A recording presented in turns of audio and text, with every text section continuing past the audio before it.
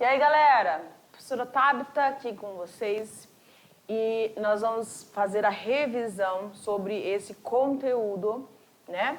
Professor Sâmio conosco.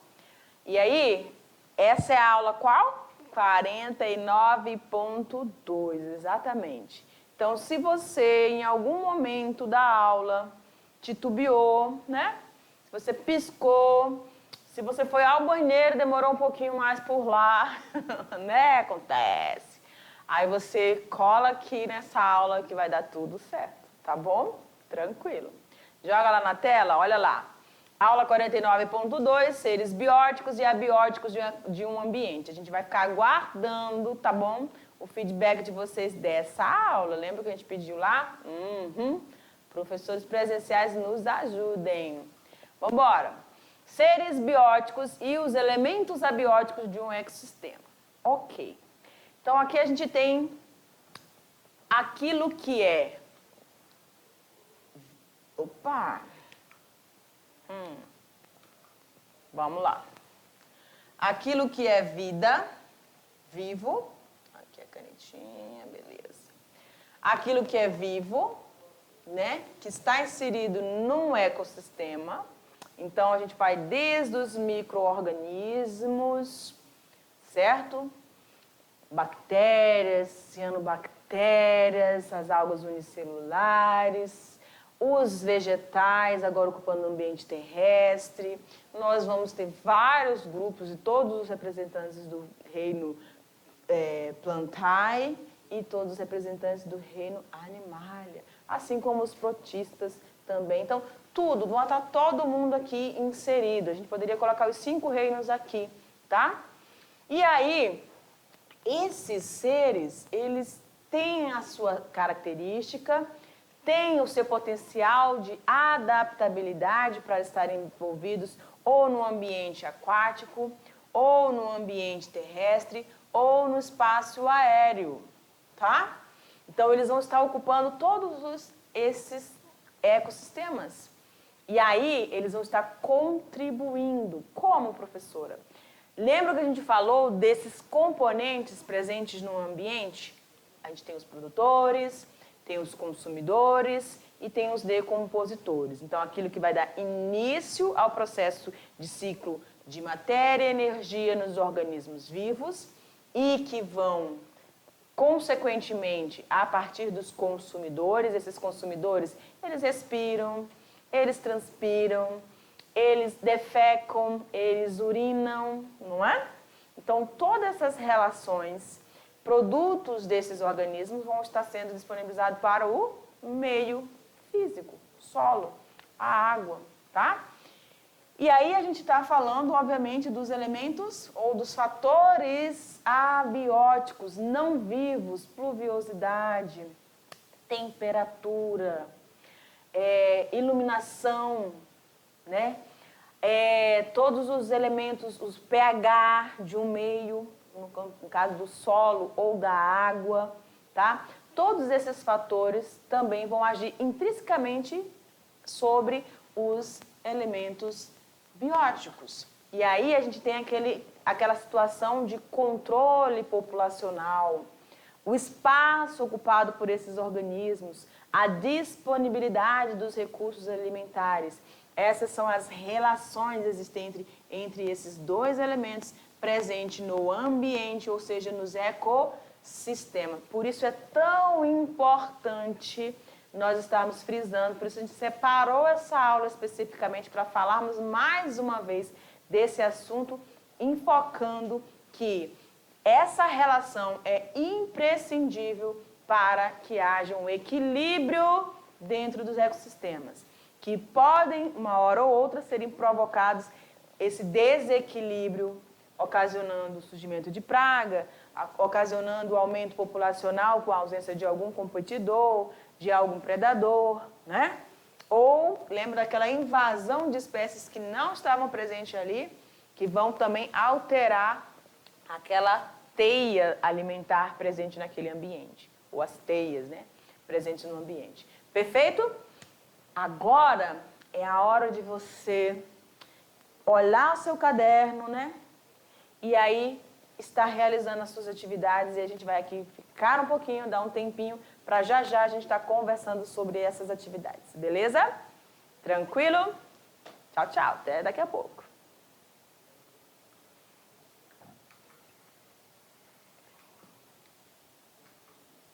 É isso aí, a atividade rolando agora, juntinhos, eu, você, professor Sâmio, porque a gente vai juntos construirmos as nossas soluções desses problemas que a gente está trazendo aqui para vocês, tá bom? Esse assunto é um assunto bem light, eu considero ele bem tranquilo, tá bom?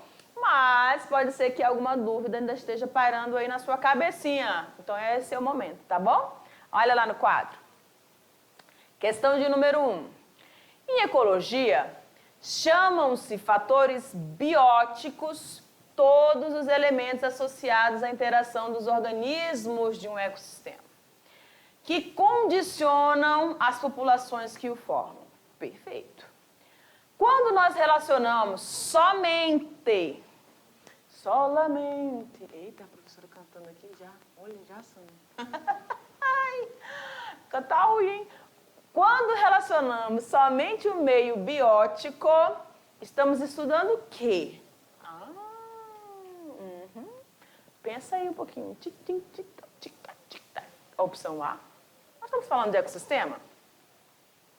Quando eu enfatizo apenas o meio biótico, eu estou falando de ecossistema?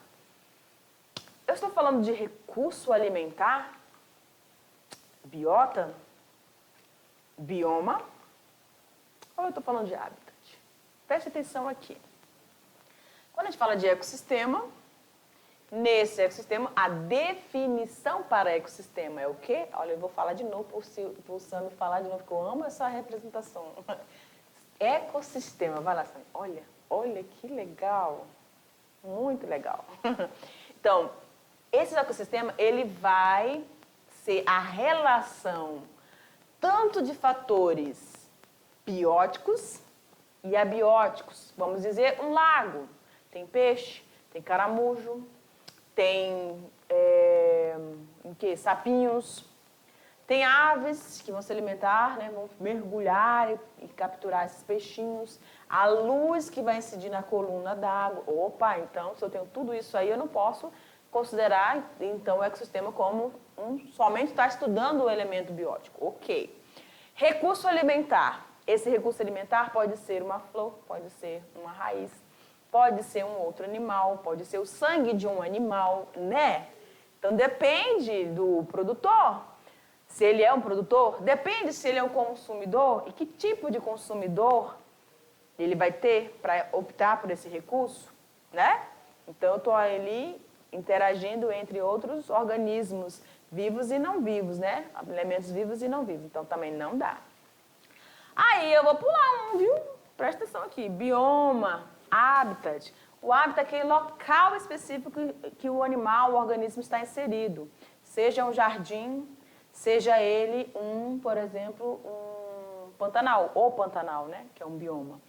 E aí, a gente tem tudo isso aqui, mas isso aqui tudo está interagindo, tanto fator biótico, quanto fator, vou colocar B, tá? Abiótico, todos eles. O único que vai estar relacionando somente os componentes bióticos é a letra C, de muito bom, camarada, olha lá. Perfeito? Vamos seguindo? Questão 2. Um agricultor tinha uma plantação. Agora não é aquela situação problemática, tá? Que acontece. Vamos lá. Um agricultor tinha uma plantação de 20 hectares de quê? Algodão. É um tipo de cultura. Vamos embora. Uma seca muito grande ocasionou a morte de uma boa parte da população dos algodoeiros. Eita, de 20 hectares, foi reduzido aí uma parte dela, boa parte dela, devido ao quê? Ao período de seca prolongado, estiagem muito prolongada. Logo em seguida, gente, essas coisas acontecem? Oi, como acontece? né? As adversidades, elas vêm no momento que você, às vezes você considera que você não estava preparado para aquilo. Mas todas as coisas acontecem no tempo certo, tá? E aí elas vão te preparar para algo maior. É verdade. Logo em seguida, a plantação passou por um ataque dizimador de bicudos. Ok, os bicudos são um tipo de besouros, tá? Da classe lá dos curculídeos. Esses besourinhos, eles têm uma cabeça, né, mais alongada. O besourinho aqui... Olha a professora desenhando lindamente. Ui. Só que... Deixa eu botar. A cabecinha deles é prolongada, assim, ó. Tá? Bem na parte aqui, no finalzinho, é que eles têm o aparelho bucal deles. E esses besourinhos, eles se alimentam tanto da estrutura floral, tá, quanto daquela maçãzinha do algodão. Então, eles entram lá, perfuram e ficam lá e se alimentam e acabam com a plantação toda, tá? Então, essa plantação de algodão, essas pessoas passaram por esse momento difícil de seca e de ação dessa praga desses bicudos. O estresse ocorrido na população de algodão pelos bicudos também é considerado um desequilíbrio ecológico, identificado como o quê? Como é que a gente diz quando uma população invade um ambiente onde ele está num número quantitativo muito acentuado, danificando algo? Hein? Olha lá, praga, né? Essa praga capaz de destruir até 70% da lavoura em uma única safra. Galera, prejuízo. Prejuízo com certeza, tá? Mas quando a gente trabalha com agricultura, né, com algum tipo de cultura, a gente sempre tem que avaliar aqueles aspectos que podem acontecer fora daquilo que vai fugir do nosso controle. Então, a seca é uma dessas situações. Ah, mas os bicudos dava para controlar? Existem alguns animais que podem predar esses bicudos? Pode fazer o controle biológico, sim. Mas, às vezes, ele vem tão repentinamente que você não estava preparado até a conseguir adquirir esses organismos que vão fazer esse controle, né? Às vezes, ele vem muito rápido. É igual o gafanhoto. Quando vem, acabou-se, né? Geralmente, o ataque do bicudo inicia-se por volta dos 40 dias pelas bordaduras e depois vai se espalhando por toda a lavoura, tá? Então, a gente quis trazer essa questão aqui, que é bem legal, né? Apesar da situação difícil que esse povo passou aqui, tá? Mas esses organismos estão ali, esses bicudos, esses besouros estão se alimentando. Qual é o problema daqui? Se fosse um bicudinho, não tinha muito problema. A questão é a falta de controle populacional. E a gente falou isso durante a aula. O aumento de uma população num determinado ambiente vai exigir que a demanda de recursos alimentares aumente também. E aí pode dar esse desequilíbrio, tá bom? Até porque boa parte do algodoeiro já tinha sido dizimado pela ação da seca, né? Morreu por causa da seca. Questão 3. Geadas intensas reduziram a metade o cafezal. Agora é o café. De uma região, as plantas sobreviventes foram em seguida atacadas por uma bactéria e por um fungo, que reduziram ainda mais a população. Então, o que a gente consegue perceber nessa questão e na questão anterior? Que você teve uma ação de um fator abiótico agindo, questão de estiagem, tá bom? E o fator biótico, que era o bicudinho lá. Aqui, você também tem os elementos bióticos, que são as próprias bactérias e os fungos. E os fatores abióticos, que é a questão da geada. Então, a geada é um fenômeno natural? Porém, dependendo sobre que período que ele apareça, sobre quem ele vai estar aparecendo, no caso aqui, sobre o cafezal, e aí vai estar trazendo prejuízo para essa plantação, tá?